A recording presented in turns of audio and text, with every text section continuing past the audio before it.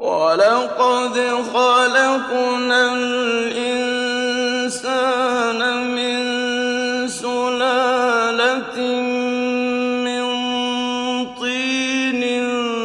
ثُمَّ جَعَلْنَاهُ نُطْفَةً فِي قَرَارٍ مَّكِينٍ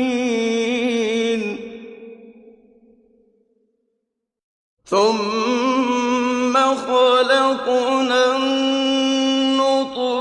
عَلَقَةً فَخَلَقْنَا الْعَلَقَةَ مُضْغَةً فَخَلَقْنَا الْمُضْغَةَ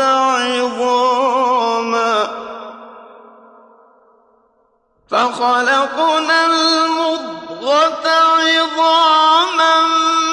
فَكَسَوْنَا الْعِظَامَ لَحْمًا ثُمَّ أَنشَأْنَاهُ خَلْقًا آخَرَ ۚ